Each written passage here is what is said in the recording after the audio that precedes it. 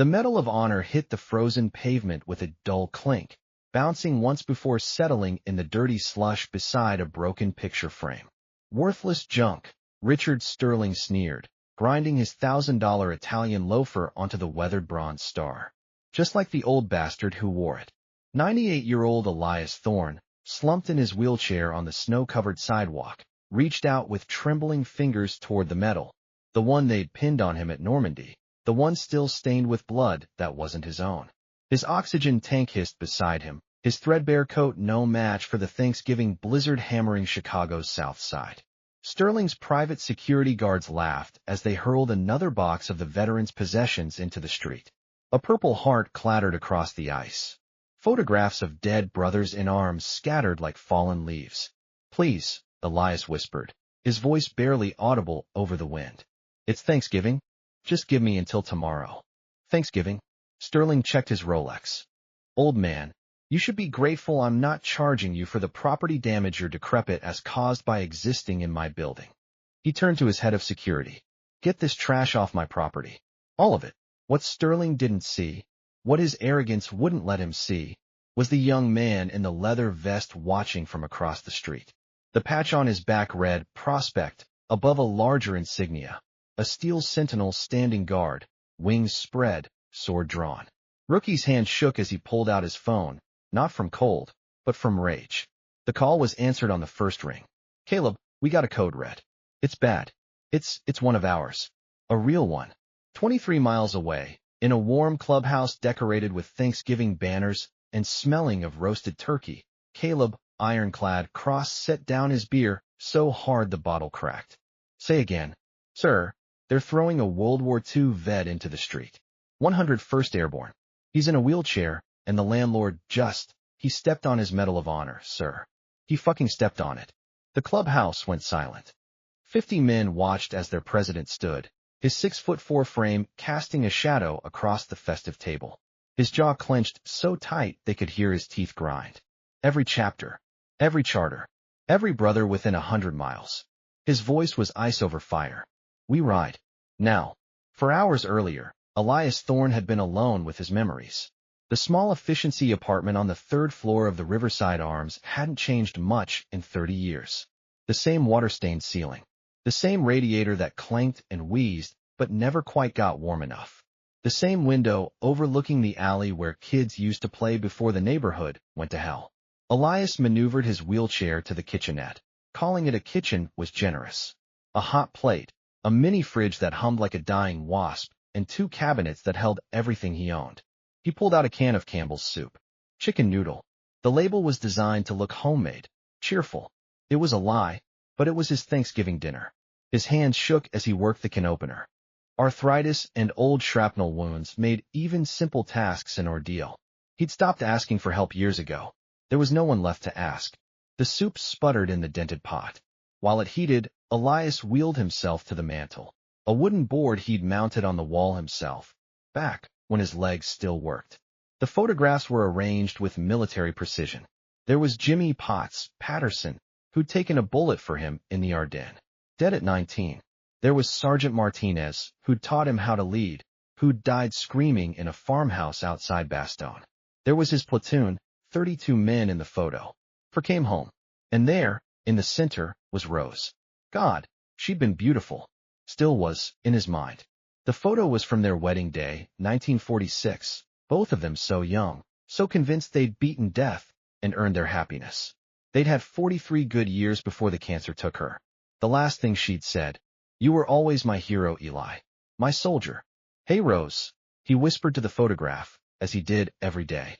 "Happy Thanksgiving, sweetheart. Sorry I couldn't make anything fancy this year." The soup started to boil over. Elias hurried back to the kitchenette, cursing his useless legs. He killed the heat, poured the soup into a chipped bowl, and wheeled himself to his card table, the one piece of real furniture he still owned. Outside, snow fell in thick sheets. The weatherman had called for a blizzard. Elias didn't mind. He'd survived the Battle of the Bulge. Chicago snow was a joke in comparison. He bowed his head, said grace the way his mother taught him, and lifted the spoon to his lips. That's when he heard the footsteps in the hallway. Heavy boots. Multiple sets. Coming fast. The door didn't just knock. It rattled on its hinges like something was trying to break through. Open up. Building inspection. Elias frowned. Building inspection on Thanksgiving? He set down his spoon and wheeled toward the door. His instincts, honed in combat, screamed danger. He'd learned to trust those instincts. Just a moment, please. The door exploded inward, the cheap lock shattering.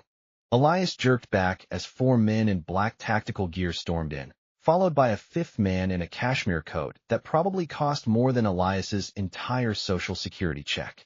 Richard Sterling looked around the apartment with unconcealed disgust, his nose wrinkling like he'd stepped in something foul. Jesus Christ, it's worse than I thought. How long have you been living in this shithole, old man? Excuse me. Elias's military bearing kicked in automatically. He straightened in his wheelchair, shoulders back despite the pain. This is my home. You can't just what? Sterling pulled out a folded document and waved it like a weapon. This is an emergency condemnation notice, signed and sealed. This entire building is structurally unsound and poses an immediate health risk to occupants. You have 30 minutes to vacate. Elias's eyes narrowed. He'd seen enough bureaucratic bullshit in his 98 years to smell it from across the room. That's impossible. I just paid this month's rent. The building passed inspection in September. Old inspection. New inspector. Sterling snapped his fingers at his security team. Rodriguez, start clearing this unit. Everything goes to the curb. We're on a timeline. Now wait just a goddamn minute. Elias tried to wheel forward, but one of the guards, a thick-necked man with a scar across his jaw, shoved the wheelchair back. Stay put, Gramps. This'll go easier if you cooperate. Elias watched in horror as the men began grabbing his possessions. The photos came off the wall first, his brothers, his wife, his whole life, dumped unceremoniously into a cardboard box. Stop. Those are. Please, be careful with those. But they weren't careful. They weren't gentle. They moved through his tiny apartment like a demolition crew, tossing his clothes into trash bags, appending his cabinets. The soup he'd been heating spilled across the hot plate, hissing and smoking. Sterling stood in the center of the chaos, checking his watch. Faster, gentlemen. I've got a dinner reservation at 6. Elias felt something breaking inside him. Not fear. Not anymore. He'd lost fear somewhere between Omaha Beach and the Hurtgen Forest. This was rage, pure and cold. You can't do this, he said quietly. It's Thanksgiving. Sterling actually laughed. Oh, that's precious. You think the calendar means I have to let you squat in my property? I bought this building 6 months ago, old man. I've got investors breathing down my neck for a demolition permit. You and the other holdouts are costing me $50,000 a day. I have rights. You have shit.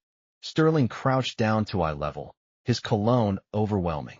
You're a broke, crippled old man with no family, no friends, and no future.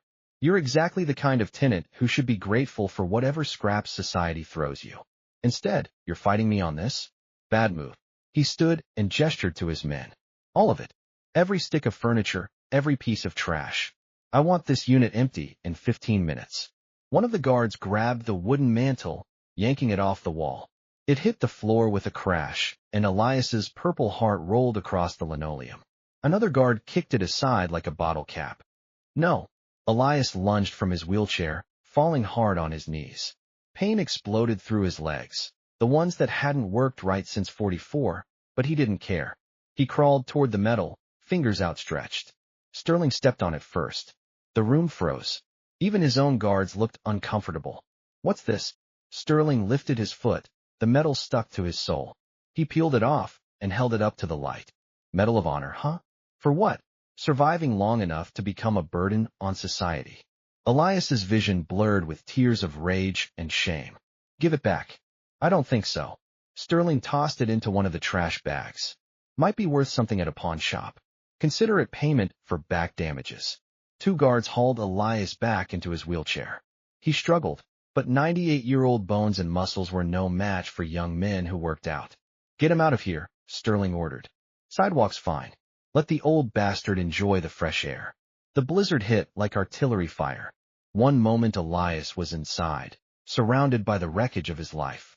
The next, he was on the frozen sidewalk, snow already accumulating on his shoulders, the wind cutting through his thin jacket like bayonets. His wheelchair sat at an angle on the icy pavement. Around him, scattered like battlefield casualties, were the remnants of 80 years of living. Clothes frozen in trash bags, furniture upended, photographs face down in the slush. His Medal of Honor lay 3 feet away, half buried in dirty snow. Elias tried to reach for it, but his wheelchair was stuck on a patch of ice. He pushed the wheels, but they just spun uselessly. Passers-by hurried past, heads down against the storm, unwilling to meet his eyes. He was just another piece of urban debris, another problem that wasn't theirs.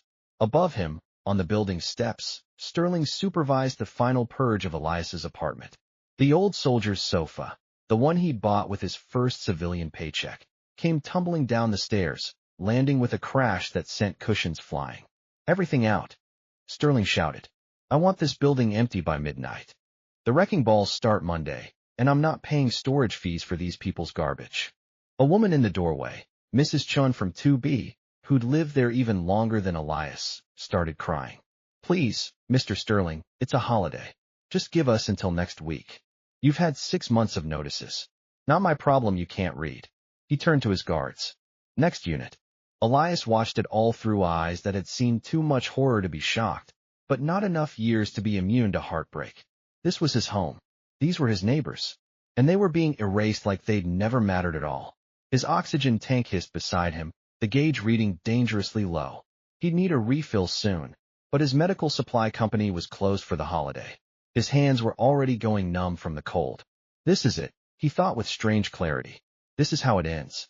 Not on a battlefield, not in a hospital, but on a Chicago sidewalk on Thanksgiving, frozen to death while the world eats turkey and watches football. He thought of Rose, and Jimmy, and all the boys who'd died so far from home. At least he'd die in America. At least he'd die free. He closed his eyes and started to pray. That's when he heard the voice. "Sir? Sir, are you okay?" Elias looked up. A young man stood over him, couldn't be more than 25, wearing a leather vest despite the cold. The vest had patches, motorcycle club insignia, and across the back, barely visible under the snow, was that Sentinel symbol. But what Elias noticed most was the way the kid was staring at his coat. At the faded 101st Airborne patch still sewn on the shoulder. "You're 101st? The kid's voice cracked. "You're... Holy shit, you're a screaming eagle?" Elias managed through chattering teeth. "Long time ago." The kid, his vest said rookie under the prospect patch, dropped to his knees in the snow. He started gathering Elias's scattered possessions, his hands shaking, and not from cold. "My grandfather was 101st. He died at Bastogne." Rookie's eyes were wet. He used to tell me stories. "You guys were legends. We were just soldiers." Elias's lips were turning blue. "Son, you should go. This isn't your fight." Rookie found the Medal of Honor in the snow. He stared at it like it was the Holy Grail, then very carefully cleaned it with his sleeve before placing it in Elias's frozen hands. "Sir, what happened? Who did this?" Before Elias could answer, Sterling's voice boomed from the steps. "Hey, you, get away from that junk, or I'll have you arrested for theft." Rookie stood slowly. Elias had seen that kind of movement before, the careful, controlled motion of someone about to commit violence. "That junk," Rookie said quietly, "is a 98-year-old war hero and his belongings. And unless you want problems you can't imagine, you'll start putting it all back. Now." Sterling laughed. "Or what? You'll get your little motorcycle club to come scare me? I eat punks like you for breakfast." "Rodriguez." The scarred guard started down the steps, hand moving to the taser on his belt. Rookie pulled out his phone, never breaking eye contact with Sterling, and made a call. "Caleb," he said into the phone, his voice steady despite his rage. "We got a code red. It's bad. It's one of ours. A real one." The Iron Sentinels clubhouse in Oak Park was everything a motorcycle club headquarters should be. Loud, smoky, and decorated with enough American flags and military memorabilia to outfit a VFW hall. Today, for Thanksgiving, someone had added paper turkeys and a banner reading, "Brotherhood Before Blood." 50 men in leather vests sat around long tables, beers in hand, plates loaded with turkey, stuffing, and all the traditional trimmings. At the head table, Caleb, ironclad Cross, was in the middle of a toast. "Brothers, we got a lot to be thankful for this year. Nobody in prison, nobody in the hospital." His phone rang. He almost ignored it. Club rules said no phones during church or dinner, but the ringtone was Rookie's emergency code. Caleb grabbed the phone. This better be life or death. Sir, they're throwing a World War II vet into the street. 101st Airborne. He's in a wheelchair, and the landlord he stepped on his Medal of Honor, sir. He fucking stepped on it. The clubhouse went silent. Every man in the room was a veteran. Marines, Army, Navy, branch didn't matter. What mattered was that one of their own, one of the old guard, was in trouble.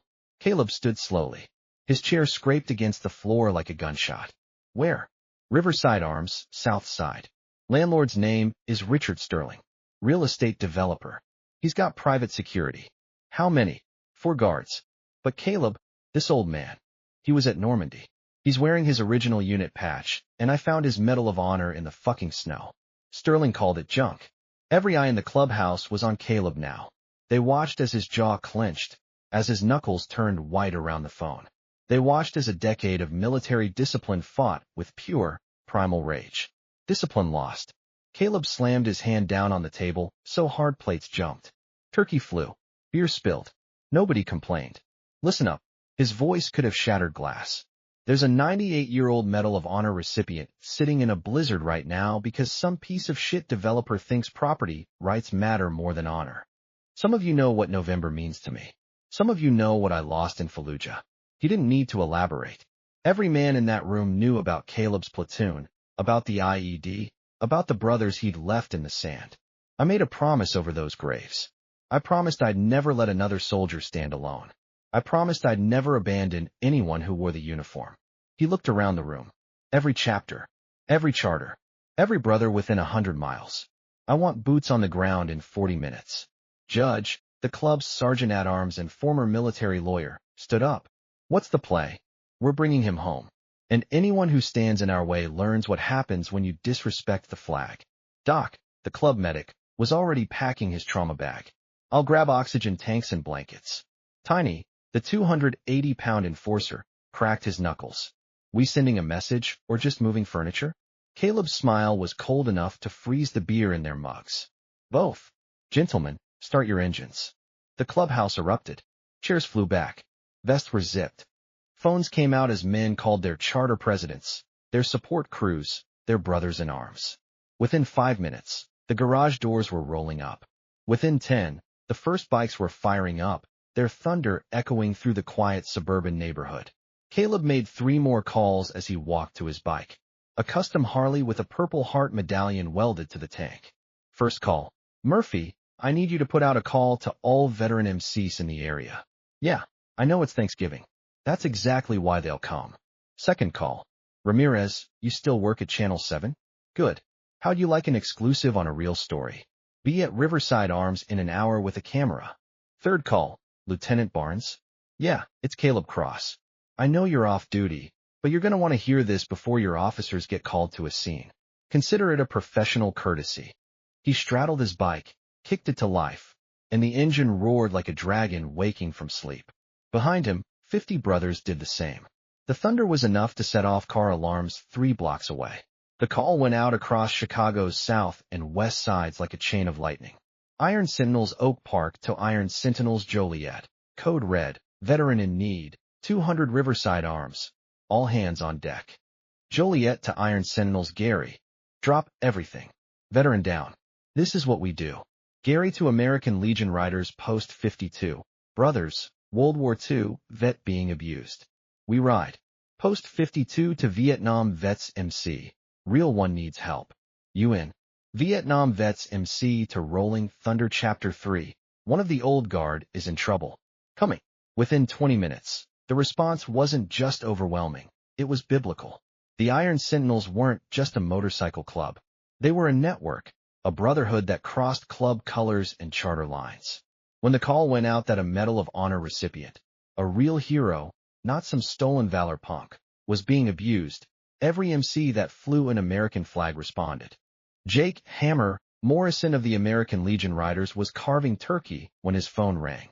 He listened for 10 seconds, stood up from his family dinner, kissed his wife, and said, "I'll be home when I'm home." She didn't argue. She'd been married to a Marine for 30 years. She knew what duty looked like. 17 members of the Vietnam Vets MC were scattered across the city at various family gatherings. Every single one made excuses and headed for their garages. Even clubs that normally kept to themselves, that guarded their territory like dragons hoarding gold, made exceptions for this. The Outsiders MC, a predominantly black club that rarely mixed with other organizations, sent their president a text. "We're in.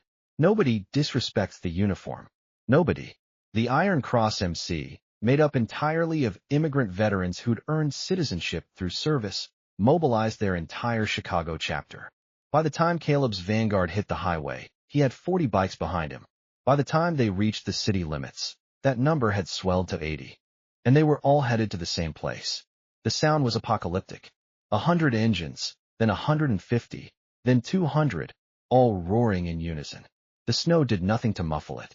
If anything, it amplified the thunder, bouncing it off buildings, turning entire city blocks into echo chambers. Drivers pulled over. Pedestrians stopped and stared. Some pulled out phones to film. And at the front of this rolling army, Caleb Cross rode with singular purpose. His phone kept buzzing with updates. Murphy, Rolling Thunder's coming. All of them. Plus Legion riders from 3 states. Ramirez, news van en route. This better be good. Lieutenant Barnes, I'm coming myself. Off the books. You better not be bullshitting me about a Medal of Honor recipient. Caleb texted back. Google Elias Thorne, 101st Airborne, 1944. 2 minutes later, holy shit. Yeah, I'm coming. And if that landlord touches him again, I'm looking the other way. The convoy split at Roosevelt Road, formations peeling off to approach from multiple directions. This wasn't a protest ride. This was a tactical operation planned and executed by men who'd run convoys through Kandahar and Ramadi. Caleb's radio crackled. Ironclad, this is Thunder Lead. We got visual on the location. Landlord's still on site. So are his security goons. And brother, the old man's still in the street. He's not moving much. Caleb's blood ran cold. ETA, you're 2 minutes out. We're 30 seconds. Should we wait? Negative. Secure the veteran. Everything else is secondary. Copy that. Thunder Lead out. Ahead, through the snow, Caleb could see the first bikes arriving. He could see Rookie, still standing guard over Elias. He could see Sterling on the steps, phone to his ear, probably calling the cops. Let him call. Let him try to explain this. Caleb accelerated, his bike eating up the last few blocks. Richard Sterling was on the phone with his lawyer when the ground started to shake. I'm telling you, Jeff, the paperwork is solid. These people have no legal recourse. I've got the condemnation notice, I've got the demolition permits, and I've got— Hold on. He lowered the phone, frowning. Was that an earthquake? In Chicago? The vibration grew stronger. Rodriguez, his head of security, touched his earpiece and went pale. Mr. Sterling, we need to leave. Now. What? What? Because there's a fucking army coming. Sterling looked up the street. At first, he thought it was the snow playing tricks on his vision, a dark mass moving through the white blur. Then the mass resolved into individual shapes. Motorcycles. Dozens of them. No, hundreds. They came from both ends of the block simultaneously, boxing him in. The roar of their engines was loud enough to trigger car alarms, to rattle windows, to make the very air vibrate. Sterling watched, mouth open, as the bikes formed a perfect cordon around the building. They didn't park randomly. They positioned themselves with military precision, blocking every exit, every escape route. The riders dismounted in unison, like a choreographed performance. But this wasn't a show. This was a deployment. And every single one of them was staring at him. Rodriguez, Sterling whispered, do something. His head of security was already backing toward the door. Mr. Sterling, I don't get paid enough for this. I'm out. What? You can't just. But Rodriguez was gone, along with his entire team. They vanished into the building like rats fleeing a sinking ship, leaving Sterling alone on the steps. The bikers started walking toward him. Not running. Walking. That was somehow worse.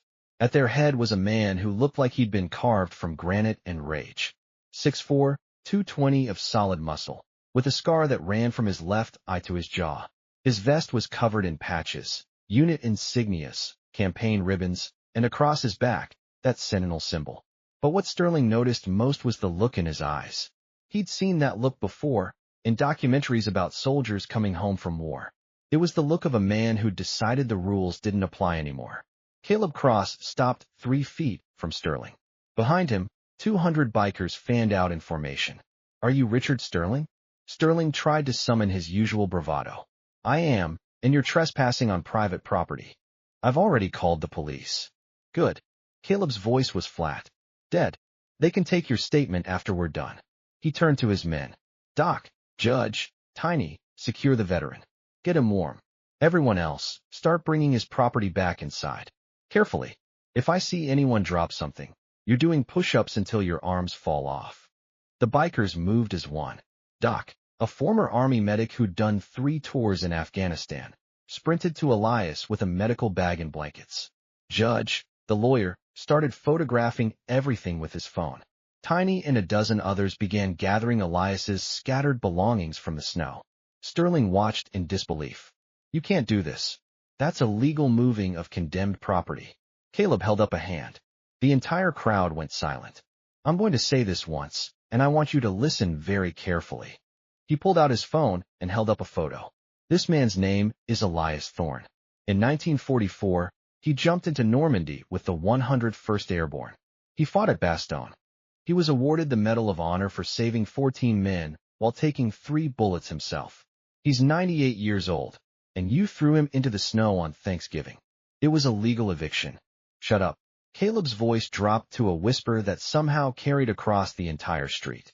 "I don't care about your permits. I don't care about your property rights.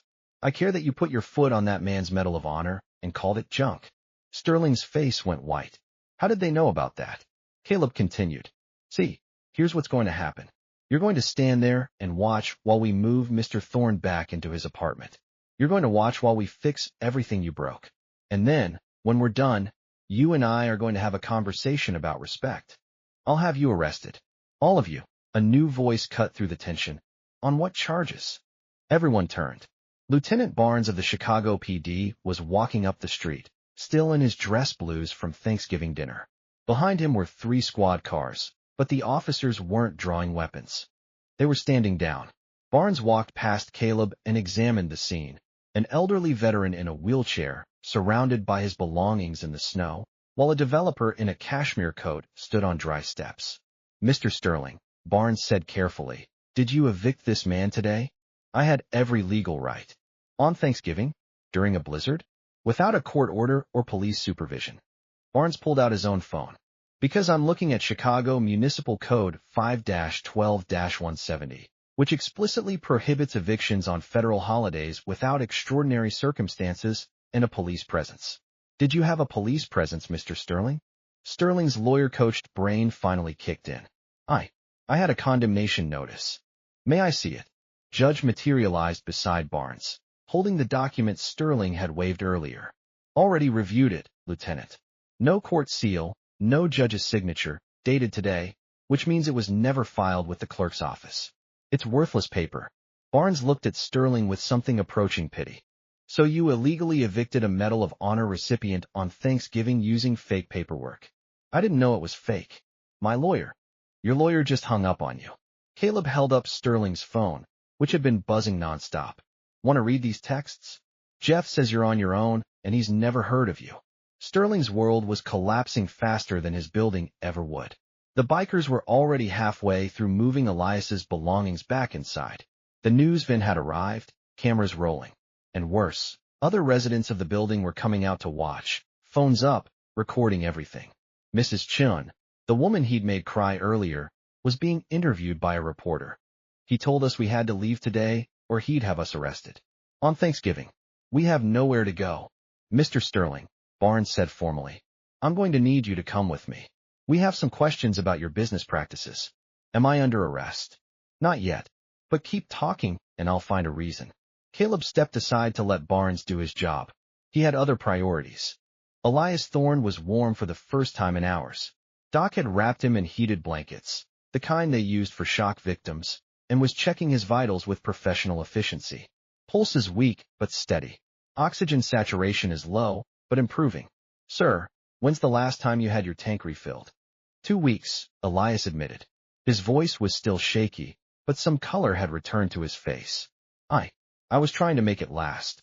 Doc's jaw clenched. He'd seen too many veterans struggle with VA bureaucracy, too many old soldiers forced to ration life-saving medication because the system failed them.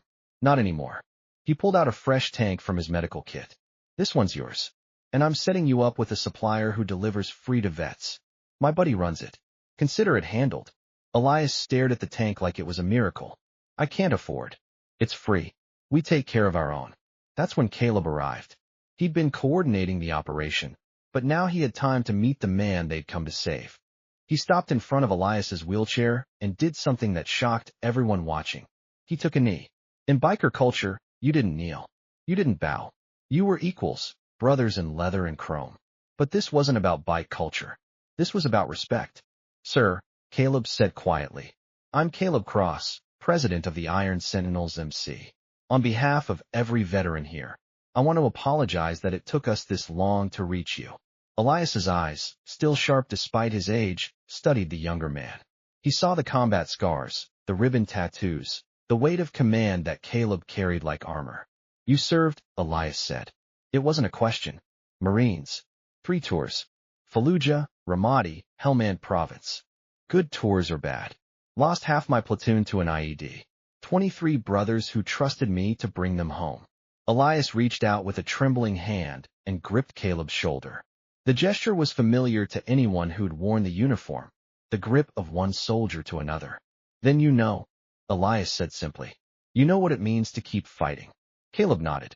He couldn't speak, couldn't trust his voice. Behind them, Tiny approached with a small wooden box. He'd found it in the snow, had wiped it clean with his own shirt. He handed it to Caleb with the reverence of a man handling the Ark of the Covenant. Caleb opened it. Inside, nestled in faded velvet, was Elias's Medal of Honor. The blue ribbon was stained, the bronze star tarnished from age and Sterling's boot. But it was still the highest award for valor his country could give. Caleb lifted it carefully and held it out to Elias. This belongs to you, sir. Elias took it with shaking hands. For a moment, he was silent, staring at the medal. Then, to everyone's shock, he tried to stand. Sir, you don't have to, Doc started. Yes, I do. With Doc and Caleb supporting him, Elias Thorne rose from his wheelchair for the first time in 5 years. His legs shook. His whole body trembled with effort. But he stood. And then, with every ounce of strength left in his 98-year-old body, he saluted. Not to Caleb. Not to the bikers. To the flag that one of the riders had mounted on his bike. 200 men snapped to attention. 200 hands rose in perfect salutes. Nobody said a word. Nobody needed to. When Elias finally lowered his hand and sank back into the wheelchair, there wasn't a dry eye in the crowd. Rookie, who'd started this whole thing, pushed through to the front. Sir, my grandfather would have been honored to know you. He was 101st too. He didn't make it home from Bastogne. Elias looked at the young man, really looked at him. What was his name? James Morrison. They called him Morty. Elias's face transformed. Morty? Big guy, always singing Irish drinking songs. That's what my grandma said. He saved my life. Took a grenade meant for me. Elias gripped Rookie's hand. Your grandfather was a hero, son. A real one. Rookie broke down. Just collapsed into tears while Elias held his hand and told him stories about a grandfather he'd never met. And that's how the news cameras found them. 200 bikers standing guard in the snow while a 98-year-old veteran comforted a young man, crying for family he'd lost before he was born. The footage would be on every network by nightfall. With Elias stable and guarded by Doc and a dozen riders, Caleb turned his attention to Sterling. The developer was still on the steps, flanked by Lieutenant Barnes and 2 officers. He'd lawyered up. A slick corporate attorney in a BMW had arrived minutes earlier, ready to spin this disaster into something billable. Caleb approached slowly, deliberately. Behind him, Judge the lawyer and Tiny the enforcer formed his honor guard. Mr. Sterling, Caleb said conversationally, let's talk about property rights. Sterling's lawyer stepped forward. My client has no obligation to speak with. I'm talking to your client, not you. Shut up or leave. Caleb didn't even look at the lawyer. His eyes were locked on Sterling. The lawyer sputtered. Lieutenant Barnes, to his credit, didn't intervene. He wanted to hear this too. You claim, Caleb continued, that this building is condemned, that it's structurally unsound. That it poses a health risk.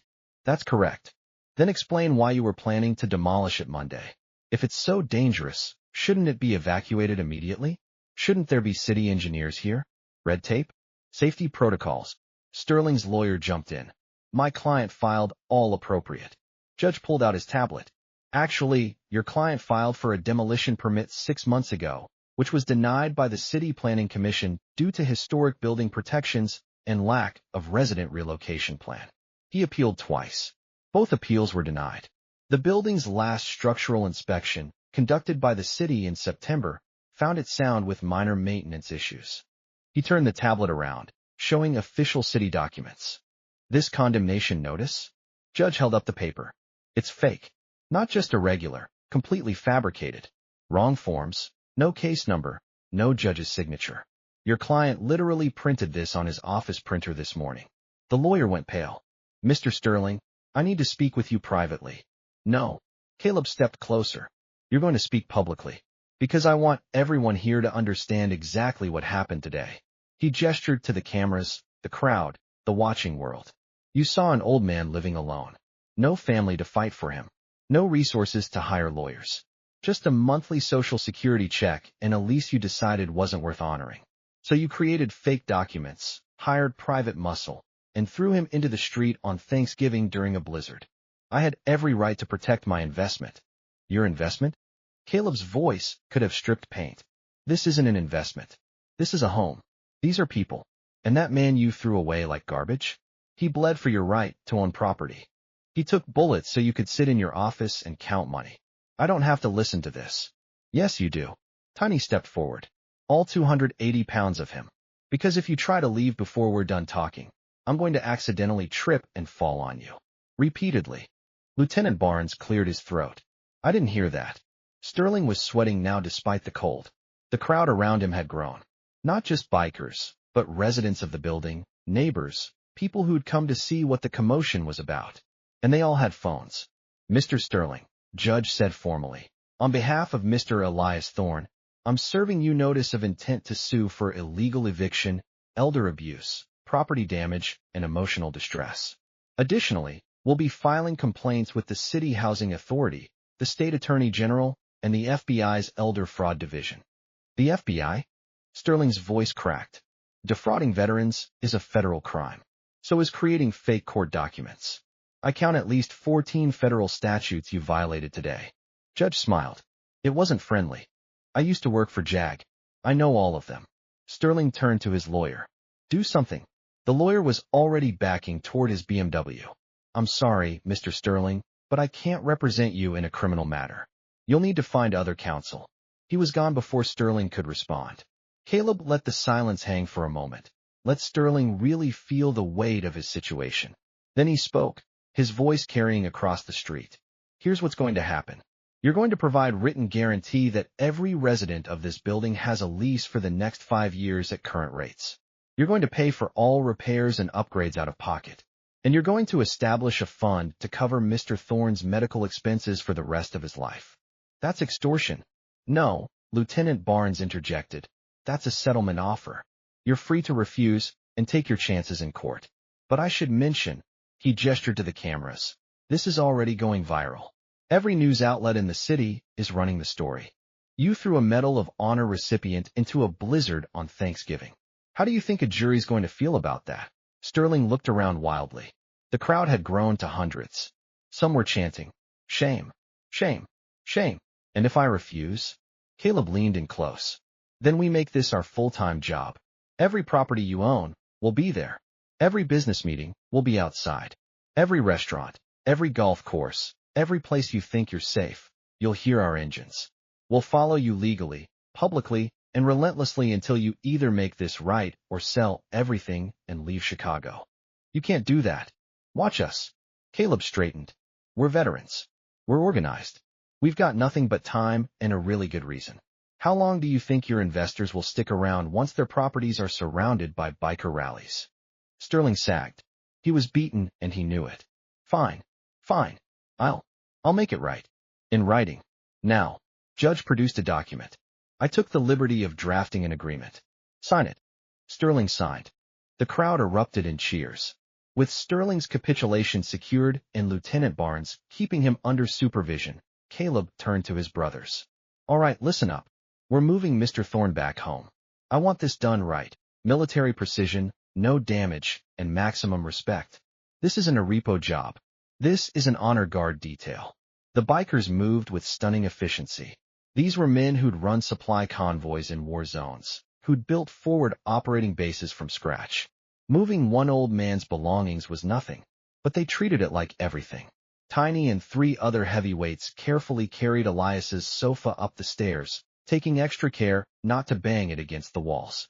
A group of younger prospects gathered every scattered photograph, wiping them clean and arranging them in careful order. One biker, a grizzled Vietnam vet named Snake, found Elias's purple heart in the snow. He held it up to the light, examining it with reverence, before wrapping it in his own bandana and personally delivering it to Elias. "This is yours, brother," Snake said, his voice rough with emotion. "Worn it with pride." The furniture went back exactly as it had been. Doc coordinated with Elias, who directed placement from his wheelchair. "The sofa goes against that wall. Rose's chair by the window. The photos on the mantel in order of date." Every instruction was followed to the letter. But as the apartment filled back up, a problem became apparent. The place was freezing. The radiator that had barely worked before was now completely dead, likely sabotaged. Caleb, one of the club's mechanics, a guy called Wrench, emerged from inspecting the heating system.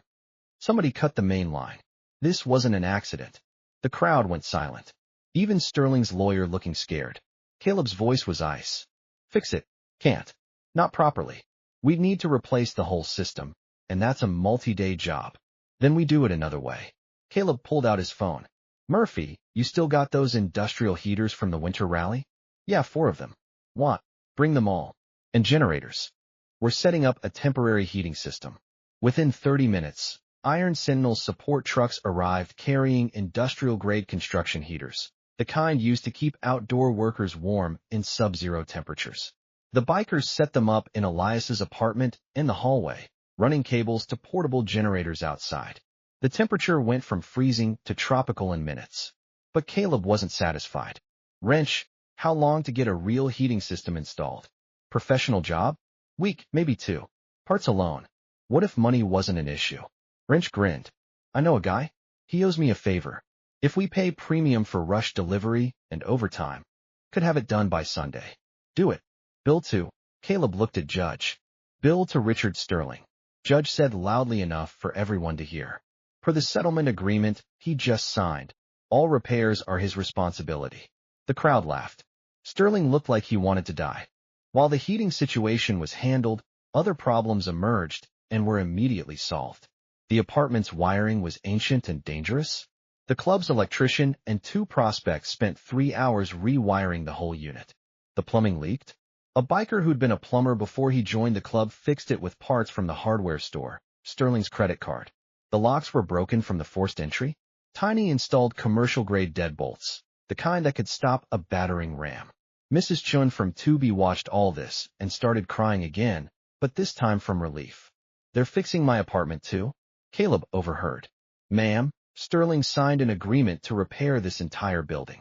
We're just making sure he honors it." He gestured to a group of bikers. "Boys, expand the work detail. Every unit that needs repairs, we handle it." What followed was the most unusual construction project in Chicago history. 200 bikers in leather vests, working through a blizzard on Thanksgiving, fixing a building that a developer had tried to destroy. Residents brought coffee and cookies. Kids watched in awe. Someone started playing music, classic rock mixed with patriotic songs. By the time the sun set, the Riverside Arms had gone from condemned slum to actually livable. And through it all, Elias Thorne sat in his wheelchair, wrapped in blankets, watching young men treat his home, and him, with more respect than he'd received in decades. At 7 p.m., Wrench's contact arrived with a full heating system in a panel truck. "You're kidding me," the HVAC specialist, a burly guy named Tony, said, staring at the assembled bikers. "I thought this was a joke." "No joke." Wrench handed him a wad of cash. "Double your normal rate for emergency installation. Can you do it tonight?" Tony looked at the money, then at the elderly veteran in the wheelchair, then at the 200 bikers waiting for his answer. Yeah, I can do it tonight. The installation that should have taken a weekend took 6 hours. Tony worked with 5 of his best crew, while biker mechanics assisted as needed. They installed a modern, high-efficiency heating system with thermostats in every apartment. This is commercial-grade equipment, Tony explained to Elias as they worked. Better than most hospitals have. You could heat this place in an Arctic winter. I don't understand, Elias said. Why would you do all this for me? Tony knelt down beside the wheelchair. My grandfather was at Iwo Jima. He came home, worked 40 years in a factory, and died in a VA hospital bed waiting for care that never came. I swore I'd never let that happen to another vet if I could help it. He gestured to the bikers. These guys, they're doing what the system should have done years ago, taking care of people who took care of us. By midnight, the new heating system was online and running perfectly. The temperature in Elias's apartment was a comfortable 72 degrees, probably the warmest it had been in years. But the bikers weren't done. Sir, Doc approached Elias with a clipboard. I've been going through your medical records. How did you get my medical records? Doc smiled. I have friends at the VA. Anyway, you're overdue for about a dozen treatments and checkups. I've scheduled you for a full workup at the VA hospital on Monday. Transportation provided. And, he paused, I've arranged for a home health aide to check on you 3 times a week. No charge. I can't accept. Yes, you can. Because it's not charity. It's what you earned. Doc's voice softened. Sir, you jumped out of a perfectly good airplane into Nazi-occupied France. You fought in the snow at Bastogne. You earned the Medal of Honor saving lives while taking bullets. The least your country can do is make sure you're warm and healthy. Elias was crying now, not from sadness, but from overwhelming emotion. I don't know what to say. Don't say anything. Just promise you'll call us if you need help. Anytime, day or night. Caleb handed him a card with direct phone numbers. Your family now, and we protect our family.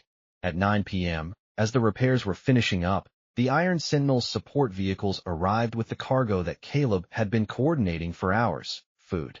Not just any food. The entire Thanksgiving feast they'd been preparing to eat before Rookie's call.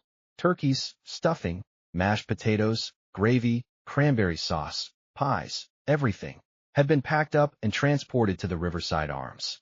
The building's community room on the first floor became an impromptu banquet hall. Tables were assembled from doors and sawhorses. Folding chairs appeared from a support truck. Paper plates and plastic utensils were distributed. But the guest of honor sat at the head table, Elias Thorne, in his wheelchair, with his Medal of Honor pinned to his shirt. Mrs. Chun helped coordinate the building residents. Families who'd been crying in fear hours earlier now brought their own dishes to share. The Vietnamese family from 3A contributed spring rolls. The Mexican family from 1C brought tamales. The Italian widow from 2D brought her famous biscotti. It became more than a Thanksgiving dinner. It became a celebration. Caleb stood and raised his beer bottle. The crowd quieted. Brothers, families, neighbors, we came here today because one of our own needed help. We came here expecting a fight. He looked at Elias. What we found was a reminder of why we serve, why we protect, why we never leave anyone behind. He gestured to the Medal of Honor on Elias's chest. That medal represents the highest form of service. But tonight, Mr. Thorne taught us that service isn't just about heroic moments in war. It's about standing up when it would be easier to sit down. It's about fighting even when you know you'll lose. It's about dignity in the face of cruelty. The crowd erupted in applause. Elias tried to stand. This time, he made it on his own, gripping the table for support. I'm not good with speeches, he said, his voice shaking. But I want to say thank you. For 60 years, I've felt alone. Since Rose died, since my friends passed, I thought I was just waiting to join them. He looked around the room at the bikers, the families, the community that had formed around this tragedy. But tonight, you reminded me what I fought for. Not flags or governments. People. Community. The idea that we can be better than our worst impulses. He raised his glass of water. To brotherhood. To family. And to never giving up the fight. 200 voices roared their approval. The feast lasted until past midnight. Stories were shared. War stories. Bike stories. Life stories. Elias held court, describing Normandy to kids who'd only read about it in history books. Vietnam vets swapped tales with Iraq veterans. Old wounds were reopened and healed in the space of a single night. Rookie, the young prospect who'd started everything, sat at Elias's feet and listened as the old soldier talked about Rookie's grandfather, Morty, the singing Irishman who'd died saving his squad. He made us promise, Elias said, that if we made it home, we'd live enough for those who didn't. I've tried, son. God knows I've tried. You did good, sir, Rookie said, tears streaming down his face. Morty would be proud. Around 10 p.m., the news crews were finally allowed inside. Channel 7's Ramirez got the exclusive she'd been promised, but what she found wasn't a story about bikers threatening a landlord. It was a story about community, about veterans taking care of veterans, about people doing what was right even when it was hard. Her camera panned across the feast, leather-clad bikers serving turkey to elderly residents, children laughing, a 98-year-old war hero being treated like the royalty he'd earned the right to be. The footage would win her an Emmy. By Friday morning, the story had gone national. Chicago bikers save World War II veteran from illegal eviction led every major news site. The video of Elias standing and saluting while 200 bikers snapped to attention had been viewed 15 million times. Richard Sterling woke up to find his life in ruins. His investors had pulled out overnight. 3 major banks that financed his projects issued statements distancing themselves from him. The city had revoked his business licenses pending investigation. The FBI had indeed opened a case on potential elder fraud. But the worst part was social media. Sterling's photo was everywhere, labeled "The Grinch Who Stole Thanksgiving" and "The Man Who Stepped on a Medal of Honor." His home address, his office location, even his personal cell phone were leaked online. By noon Friday, protesters surrounded his office building. Not bikers, regular people. Mothers with strollers. Veterans in wheelchairs. Students cutting class to make their voices heard. Sterling's lawyer called. "I can't help you. This has gone beyond legal issues. You need crisis PR." His crisis PR firm called. "We can't take this case. It's unsalvageable. Our advice, public apology, resign from all business holdings, and disappear for a few years." His wife called. "I'm filing for divorce. The kids don't want to see you. Don't come home." By Friday evening, Sterling was in a cheap hotel room, watching his empire collapse on live television. Meanwhile, at the Riverside Arms, the opposite was happening. Donations poured in from across the country. A GoFundMe for Elias's medical expenses raised $2.3 million in 36 hours. The VA, embarrassed by the publicity, announced they were assigning a dedicated case worker to ensure all aging World War II veterans received premium care. 3 different companies offered to buy the Riverside Arms at fair market value, with the stipulation that all current residents receive lifetime leases at protected rates. Elias, overwhelmed by the attention, gave one interview to Ramirez. "I don't want to be famous," he said. "I just want people to remember that we're all human. Rich or poor, young or old. We all deserve dignity. These bikers, these beautiful rough men who society might judge as dangerous, they're the ones who remembered that." The interview aired Friday night. Saturday morning, the Iron Sentinels clubhouse was flooded with applications from veterans wanting to join. Caleb, reviewing the applications, smiled. "We're going to need a bigger clubhouse." 1 month later, Elias Thorne's apartment looked nothing like it had on Thanksgiving. The walls had been repainted. New furniture, chosen by Elias but paid for by the settlement fund, filled the space. The heating worked perfectly. Best of all, the place was full of life. A rotating schedule of Iron Sentinels prospects stopped by daily. Some helped with groceries. Others just sat and talked, listening to an old soldier's stories. Elias had become the club's unofficial historian, the grandfather figure many of them had never had. Mrs. Chun organized weekly dinners in the community room. The building had transformed from a neglected slum into a tight-knit community, with Elias as its patriarch. On this particular Saturday, Caleb and Rookie arrived for their weekly visit to find Elias in the hallway, directing 2 young prospects on proper shoe-shining technique. "No, you're using too much polish. A thin coat, circular motions, then buff it to a mirror shine. That's how we did it in the service." The prospects, hard men with criminal records and prison tattoos, listened with rapt attention and followed orders like fresh recruits. Caleb laughed. "I see you've been promoted to drill sergeant." Elias wheeled over, grinning. Someone's got to teach these boys proper military bearing. You let them get sloppy. Guilty as charged. Caleb handed over a newspaper. Thought you'd want to see this. The headline read, Sterling Development Files for Bankruptcy. Founder faces federal charges. Elias studied the article, then set it aside.